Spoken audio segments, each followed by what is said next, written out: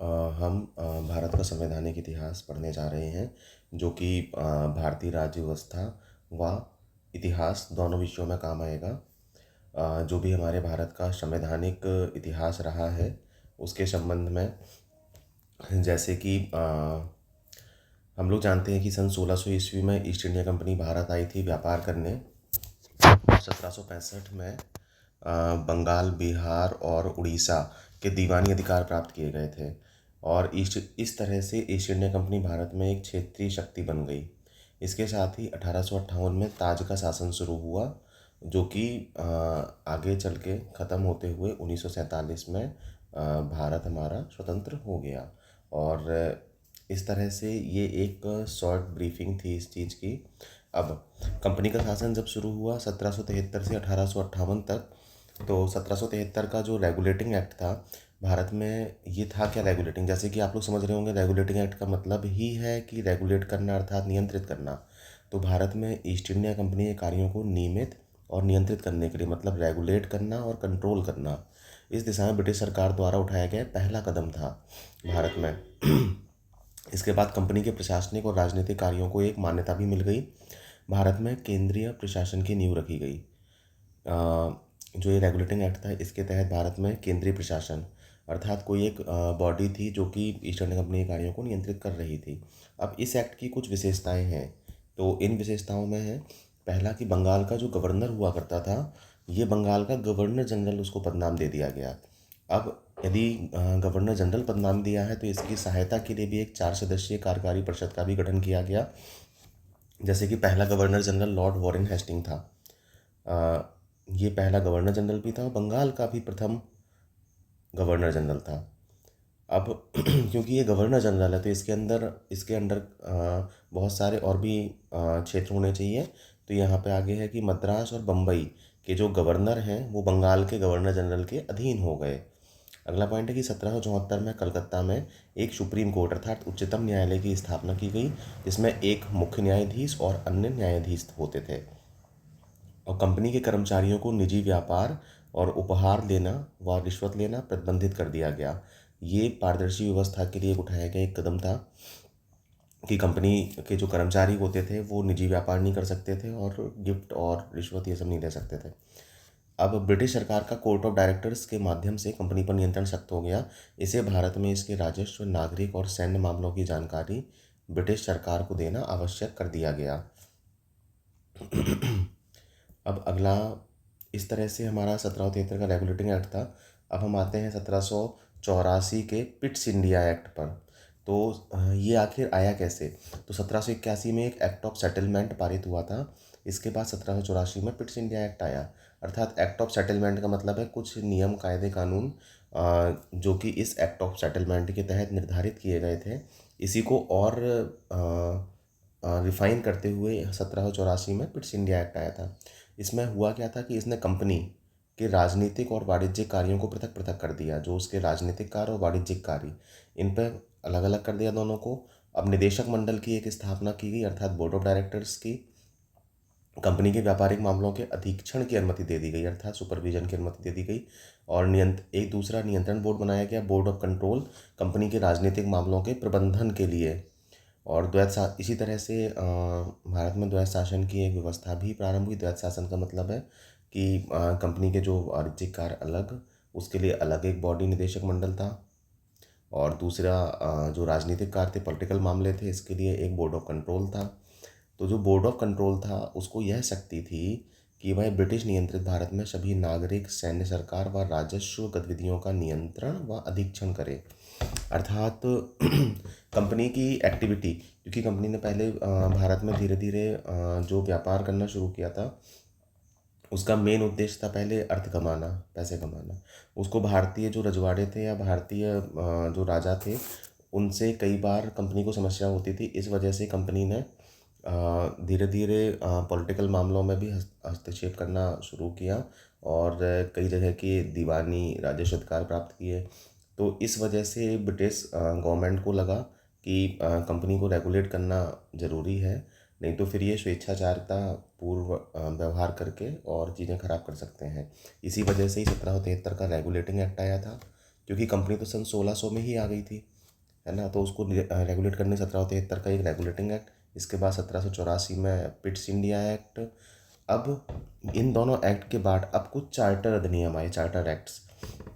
तो ये लगभग 4 चार्टर हैं। तो सबसे पहले हम लोग पढ़ते हैं 1833 का चार्टर अधिनियम, कि ब्रिटिश भारत में केंद्रीकरण की दिशा में कदम। जो ब्रिटिश भारत था उस समय का, उसको और भी सेंट्रलाइज्ड एडमिनिस्ट्रेशन के लिए, है ना, उसके लिए कुछ कदम उठाए गए। जैसे कि बंगाल का जो गवर्नर होता था, अर्थात भारत का गवर्नर जनरल, जैसे कि हम लोगों ने देखा कि रेगुलेटिंग एक्ट में बंगाल का जो गवर्नर था, इसको बंगाल का गवर्नर जनरल बोलने लगे थे। अब ऐसे ही 1833 के चार्टर अधिनियम में जो बंगाल का गवर्नर जनरल था, इसको भारत का गवर्नर जनरल बोलने लगे। तो इसमें पहला जो ऐसा गवर्नर जनरल था भारत का, वो था लॉर्ड विलियम बेंटिक। अब इसने मद्रास व बम्बई के गवर्नरों को विधायिका संबंधी शक्तियों से वंचित कर दिया। अर्थात जो भी लॉ बनाने होते थे, केवल और केवल भारत का गवर्नर जनरल ही उसमें पहल कर सकता था, और मद्रास और बम्बई के जो गवर्नर होते थे, उनकी जो विधायिका संबंधी शक्तियाँ थी वो कैंसिल कर दी गई। अब ईस्ट इंडिया कंपनी की व्यापारिक निकाय के रूप में की जाने वाली गतिविधियों को समाप्त कर दिया गया। जो भी निकाय के रूप में जो भी काम करते थे, उसको ख़त्म कर दिया गया। यह विशुद्ध रूप से एक प्रशासनिक निकाय बन गया, नॉर्मल एक एडमिनिस्ट्रेटिव बॉडी बन गया। अब 1833 के एक्ट ने सिविल सेवकों, अर्थात जो हमारे सिविल सर्वेंट्स हैं, उनके चयन के लिए खुली प्रतियोगिता का आयोजन करने का प्रयास किया। भारतीयों को किसी पद, कार्यालय और रोजगार हासिल करने से वंचित नहीं किया जाएगा। एक नियम बनाया गया कि पहले था ना कि जो भारतीय होते थे उनको केवल क्लरिकल पोस्ट मिलती थी, केवल बाबू बनाने के लिए। और जो भी उस समय की शिक्षा व्यवस्था थी, जैसे कि आप नाम सुन रहे होंगे, Lord William Bentinck, Lord Macaulay द्वारा इन्हीं के काल में बहुत सारे नए शिक्षा से संबंधित बहुत सारे कानून बनाए गए थे, जिसमें निस्यंदन का सिद्धांत था कि शिक्षा है जो ऊंचे तबके के लोगों को दी जाए। फिर धीरे धीरे छन के वो नीचे आए, और सभी को शिक्षा का अधिकार नहीं था, और वो भी इंग्लिश में थी। उनका मेन मकसद था कि हमें क्लर्क बनाने हैं, जो कि अंग्रेज़ों के जो भी प्रशासनिक निकाय हैं, जो भी एडमिनिस्ट्रेशन है, उसमें वो क्लर्क हेल्प कर सकें।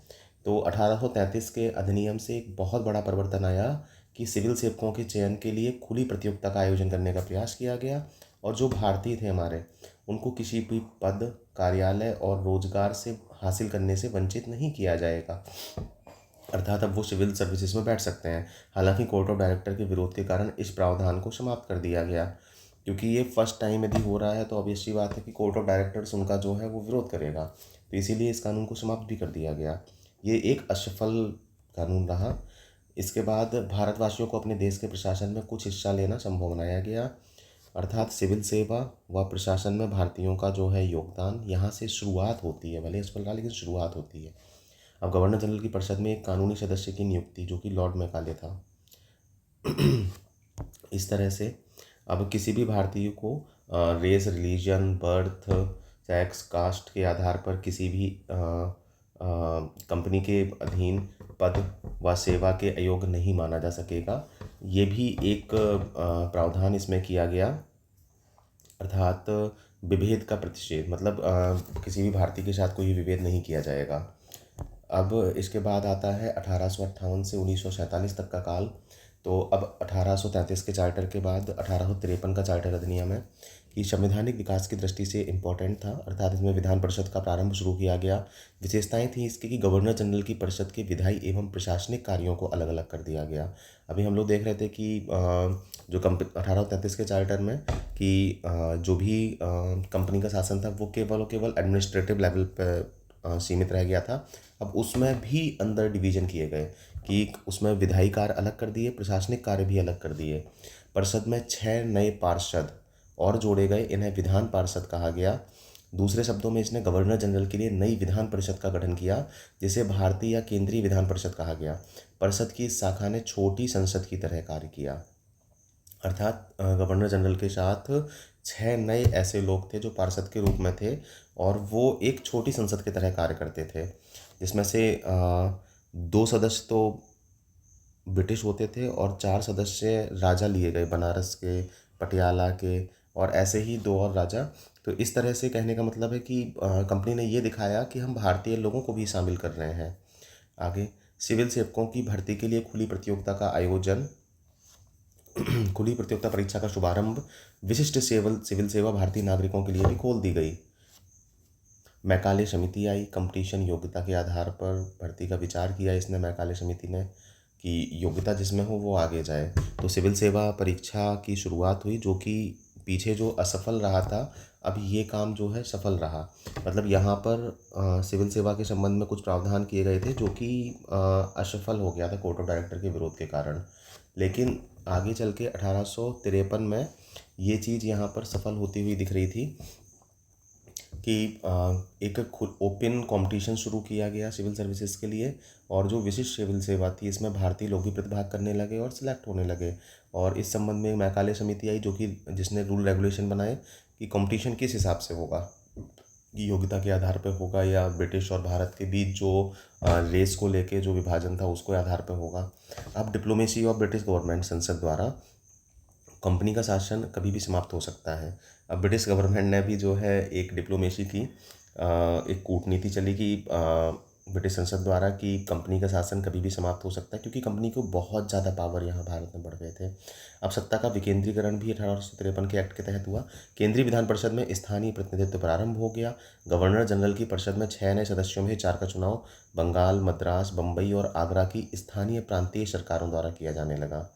जो कि यहाँ बोल रहा था कि बंगाल, मद्रास, बम्बई और आगरा यहाँ की स्थानीय प्रांतीय सरकारें थी, उन द्वारा किया जाने लगा। अब 1858 में ताज का शासन आता है। जैसे कि आप लोग ये शब्द सुन रहे होंगे, अभी आगे देखेंगे वायसराय। वायसराय का सीधा सा मतलब होता है उपराजा, वाइस रॉय, उपराजा। अब 1858 का भारत शासन अधिनियम, भारत का शासन महारानी विक्टोरिया के पास, भारत का शासन अब महारानी विक्टोरिया के पास गया। गवर्नर जनरल भारत का वायसराय कहलाने लगा, जो कि लॉर्ड कैनिंग बने, और अंतिम गवर्नर जनरल भी भारत के थे, क्योंकि इसके बाद से गवर्नर जनरल वायसराय कहलाने लगे। तो लॉर्ड कैनिंग थे, याद करने वाली चीज़ है। अब नियंत्रण बोर्ड और निदेशक बोर्ड को समाप्त कर दिया गया। जो बोर्ड ऑफ कंट्रोल या कोर्ट ऑफ डायरेक्टर्स है, इन दोनों को समाप्त कर दिया गया, जो कि पिट्स इंडिया एक्ट के तहत आए थे। पिट्स इंडिया एक्ट के तहत बने थे जो ये board of control and board of directors, इसे समाप्त कर दिया गया। भारत में द्वैध शासन की प्रणाली समाप्त की गई। अब एक नया पद सृजित हुआ, भारत का राज्य सचिव। ये ब्रिटिश कैबिनेट का एक सदस्य होता था। राज सचिव की परिषद में 15 सदस्य होते थे। अब भारत सचिव की सहायता के लिए 15 सदस्यीय परिषद का गठन, जो सलाहकार एक समिति होती थी। भारत सचिव की परिषद का गठन, और 1858 के कानून का जो उद्देश्य था वो था प्रशासनिक मशीनरी में सुधार करना, जिसके माध्यम से इंग्लैंड में भारतीय सरकार का अधीक्षण और उसका नियंत्रण हो सकता था। इसने भारत में प्रचलित शासन प्रणाली में कोई परिवर्तन नहीं किया। ओके, अब इसके बाद आते हैं कुछ परिषद अधिनियम। 1861 के परिषद अधिनियम, 1892 के, 1909 के परिषद अधिनियम। इनके तहत बहुत सारे नए परिवर्तन आए, क्योंकि भारत में शासन चलाने के लिए भारतीयों का सहयोग लेने के लिए ये एक्ट आए थे, ये तीनों। अब भारत की परिषद जो 15 सदस्यों की थी, और जैसे वायसराय की सलाहकार समिति का काम करना था, ये कैसे काम करेगी, को लेकर ये 3 एक्ट्स आए थे, 1861, 1892 और 1909 के। क्योंकि जो भी ये संवैधानिक विकास है, ये सारा का सारा जुड़ा हुआ है। अब इसके बाद 1861 के भारत परिषद अधिनियम को पढ़ते हैं। तो इस अधिनियम में क्या किया गया था, भारत परिषद अधिनियम में, तो जो भारत परिषद अधिनियम था, इसमें कानून निर्माण में भारतीय प्रतिनिधियों को शामिल किया गया। वायसराय कुछ भारतीयों को विस्तारित परिषद में गैर सरकारी सदस्य के रूप में नामांकित कर सकता था। मतलब 15 सदस्यीय जो परिषद थी, इसमें 12 और 3, मतलब कुछ भारतीयों को विस्तारित परिषद, मतलब 3 ये अलग से हमें भारतीय जोड़ने हैं। मतलब पहले 12 सदस्य होते थे, इसमें 3 और सदस्य जोड़े जो कि भारतीय होते थे। ये गैर सरकारी सदस्य के रूप में नामांकित अर्थात नामित होते थे। 1862 में लॉर्ड कैनिंग ने 3 भारतीयों, बनारस के राजा, पटियाला के राजा व सर दिनकर राव को शामिल किया। मतलब ये जो 3 सदस्य हैं, इन 3 सदस्य में बनारस के राजा, पटियाला के राजा व सर दिनकर राव, ये 3 लोग जो है शामिल किए गए। अब पुनः विकेंद्रीकरण की प्रक्रिया शुरू हुई। मद्रास व बम्बई प्रेसिडेंसियों को पुनः शक्ति देकर इसके कारण 1937 तक प्रांतों को संपूर्ण आंतरिक स्वायत्तता हासिल हो गई। अर्थात मद्रास और जो बम्बई प्रेसिडेंसियां थी, इनको फिर से शक्तियां दे दी गई, और इसके कारण क्या हुआ कि 1937 तक प्रांतों को संपूर्ण आंतरिक स्वायत्तता हासिल हो गई। बंगाल, उत्तर पश्चिमी सीमा प्रांत, पंजाब में क्रमशः 1862, 1866, 1897 में विधान परिषदों का जो है गठन हुआ। 3 जगह विधान परिषदें बनाई गई, कहाँ कहाँ, बंगाल में, उत्तर पश्चिमी सीमा प्रांत में और पंजाब में। इसके बाद पोर्टफोलियो प्रणाली की व्यवस्था। ये प्रश्न कई बार PCSIS की परीक्षा में आ चुका है कि पोर्टफोलियो सिस्टम कब से शुरू हुआ। अर्थात इसने वायसराय की परिषद में कार्य संचालन के लिए अधिक नियम और आदेश बनाने की शक्तियाँ प्रदान की। पोर्टफोलियो प्रणाली अर्थात लोगों को कार्य विस्तारित कर दिए गए और उनकी जवाबदेही तय की गई कि ये विभाग आपका, यदि यहाँ से कोई गड़बड़ हुई तो आपकी उसमें पूरी जवाबदेही है। तो पोर्टफोलियो दिए जाने लगे। मेनली ये कार्य संचालन के लिए था। इसमें अधिक नियम और आदेश बनाने की शक्तियाँ भी प्रदान की गईं। इसने वायसराय को आपातकाल में बिना काउंसिल की संस्तुति के अध्यादेश जारी करने के लिए अधिकृत किया। ऐसे अध्यादेश की अवधि मात्र 6 माह होती थी। आजकल हम जो देखते हैं, राष्ट्रपति को जो अध्यादेश लगाने का अधिकार मिलता है, वो लगभग यहीं से आया है। मतलब जब भी ब्रिटिश शासन में भी जब भी आपातकाल होता था, तो बिना काउंसिल, यदि जो 15 सदस्यीय परिषद थी, यदि उसकी संस्तुति किसी भी कारणवश नहीं मिल पाती थी, तो वायसराय को अध्यादेश जारी करके कानून बनाने की शक्ति थी, और जिसकी अवधि 6 माह होती थी, जो कि वर्तमान व्यवस्था के अनुसार है। यद्यपि ब्रिटिश भारत में गवर्नर जनरल को 1861 के से ही विधान परिषद की अनुमति के बिना अध्यादेश जारी करने की शक्ति प्राप्त थी, तथापि भारतीय संविधान में राष्ट्रपति की अध्यादेश निर्गत करने की शक्ति आर्टिकल 123 भारत सरकार अधिनियम 1935 की धारा 42 एवं 43 से प्रेरित है। ओके, वही बोल रहा हूँ कि राष्ट्रपति को भी अध्यादेश निर्धारित करने की जो शक्ति है, वो उस समय के जो अध्यादेश आपातकाल में अध्यादेश निर्गत करने के लिए जो शक्तियाँ थी, उससे निर्देशित है। अब 1909 का अधिनियम आता है, और इसे मार्ले मिंटो सुधार के नाम से भी जानते हैं। काफ़ी फेमस है ये। इसमें मार्ले मिंटो सुधार, ये मार्ले कौन थे? इंग्लैंड में भारत के राज्य सचिव थे मार्ले। 15 सदस्यीय परिषद के अध्यक्ष थे। और मिंटो थे, ये भारत में लॉर्ड मिंटो वायसराय थे। अब क्या हुआ, इसने केंद्रीय और प्रांतीय परिषदों के आकार में काफ़ी वृद्धि की। अर्थात केंद्रीय परिषद और प्रांतीय परिषद, इनके आकार में काफ़ी वृद्धि की। केंद्रीय परिषदों में इनकी संख्या 16 से 60 हो गई। प्रांतीय विधान परिषद में इनकी संख्या समान नहीं थी। अर्थात पहले जो 15 सदस्य थे, वो बढ़ के यहाँ 16 हुए। इसके बाद यहाँ पे जैसे यहाँ पे 12 और 3 विधान परिषद के सदस्य, जिसमें कि बनारस के राजा और पटियाला के राजा और सरदिनकर राव, ये 3 लोग शामिल थे ना भारतीय। और 1861 में, ऐसे ही 1892 में 4 लोग शामिल किए गए। एक सदस्य की संख्या यहाँ पे बढ़ाई गई थी। ऐसे ही 1909 के जो परिषद अधिनियम है, यहाँ पे जो 16 सदस्य होते थे, अर्थात 16 से सीधे 60 कर दिए गए।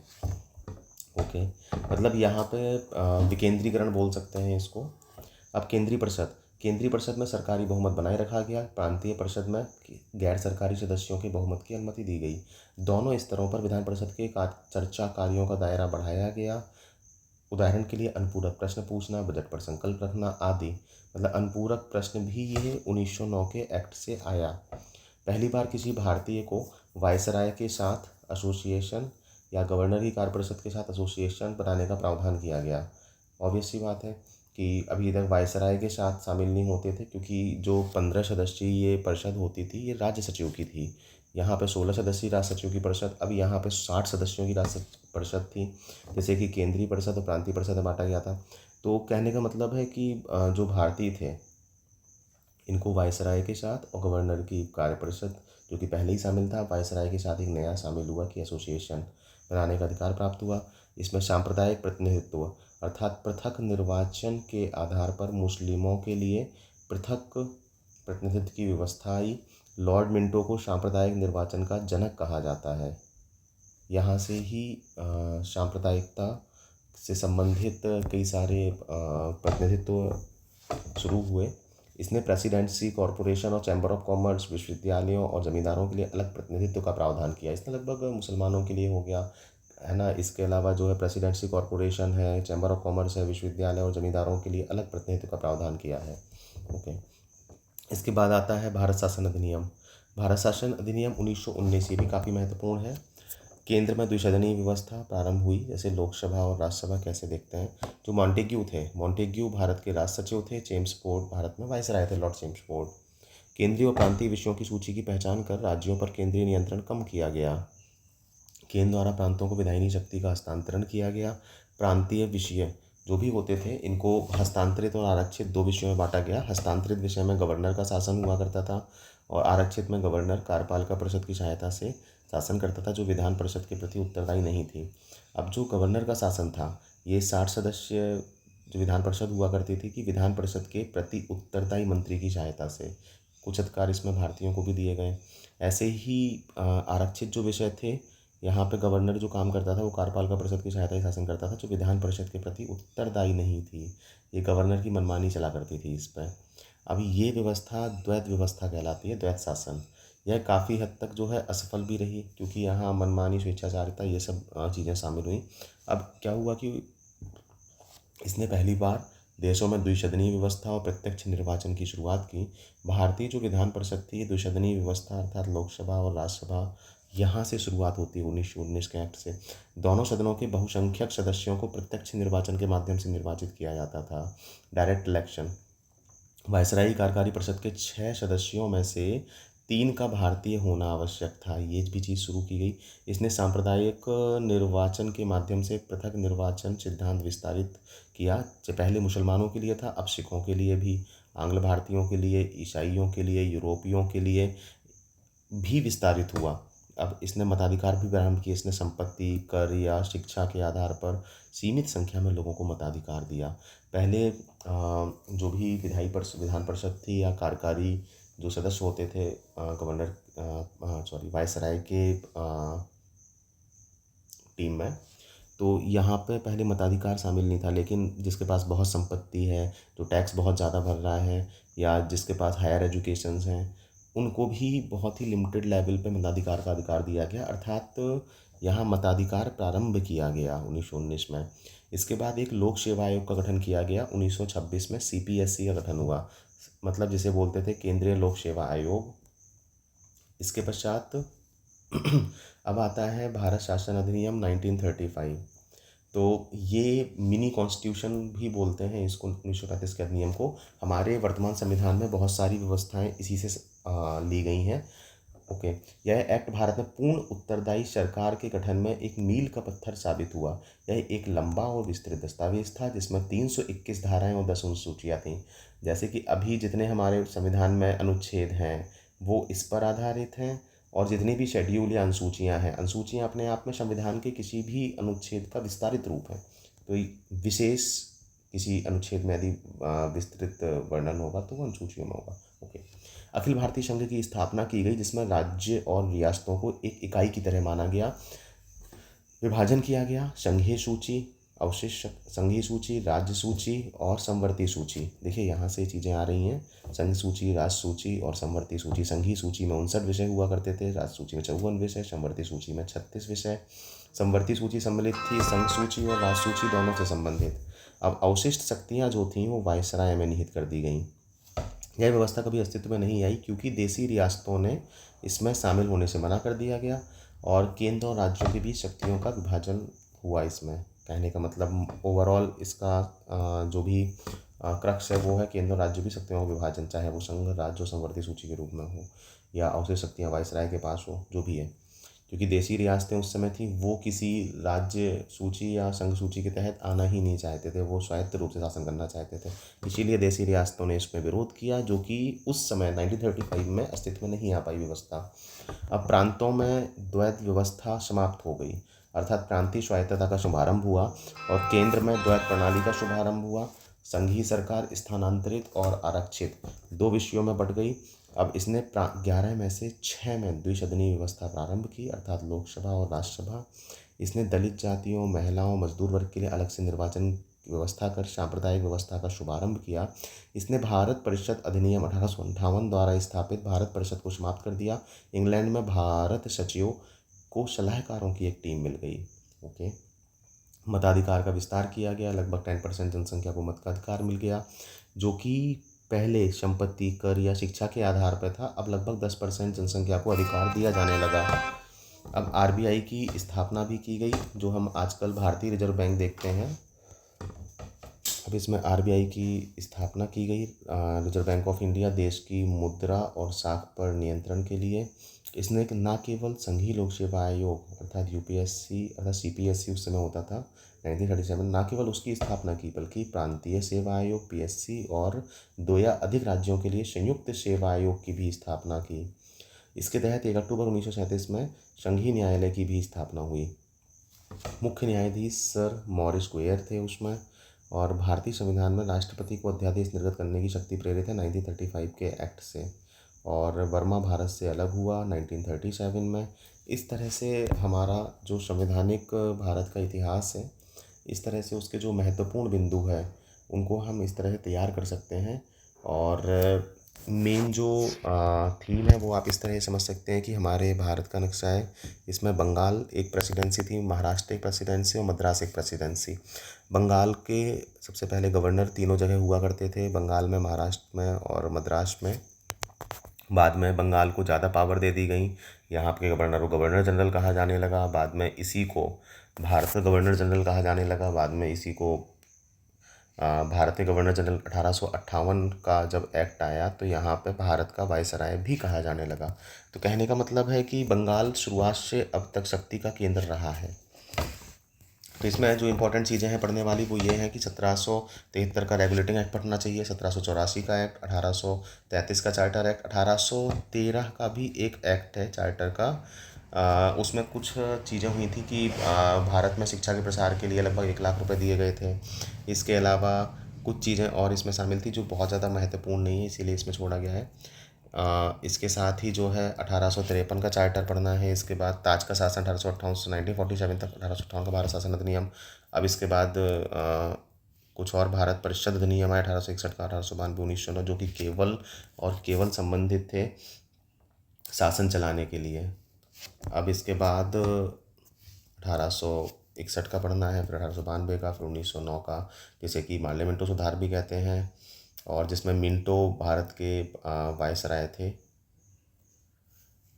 इसके बाद शुरू होगा भारत शासन अधिनियम 1919, फिर होगा भारत शासन अधिनियम 1935। तो इस तरह से ये इम्पोर्टेंट हैं काफ़ी और तैयार किया जा सकता है इनको। धन्यवाद।